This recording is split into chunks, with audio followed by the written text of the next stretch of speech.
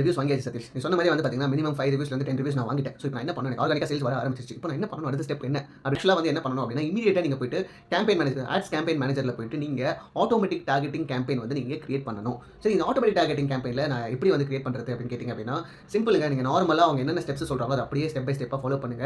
அதுல வந்து பார்த்தீங்கன்னா, உங்களுக்கு 4 different types of match types வந்து இருக்கும்.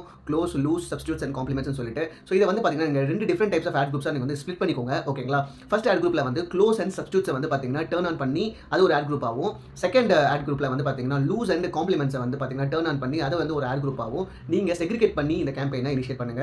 ஸோ இது மூலமா உங்களுக்கு வந்து பார்த்தீங்கன்னா, சேல்ஸ் வந்து ஒரு டிஃபரன்ஷியேஷன் உங்களுக்கு கிடைக்கும். இந்த டிஃபரன்ஷியேஷன் எப்படி வருது அப்படின்றது உங்களுக்கு தெரியும். லைக் க்ளோஸ் அண்ட் சப்ஸ்டிட்யூட்ஸ் ஏன் நான் வந்து உங்களுக்கு செக்ரிகேட் பண்ணி பண்ண சொன்னேன் அப்படின்னா, எங்களுக்கு கிடைச்ச மேக்ஸிமம் சேல்ஸ் எல்லாமே வந்து பார்த்தீங்கன்னா, க்ளோஸ் அண்ட் சப்ஸ்டிட்யூட்ஸ்ல தான் நமக்கு நிறைய ரிசல்ட்ஸ் கிடைச்சிட்டு இருக்கு.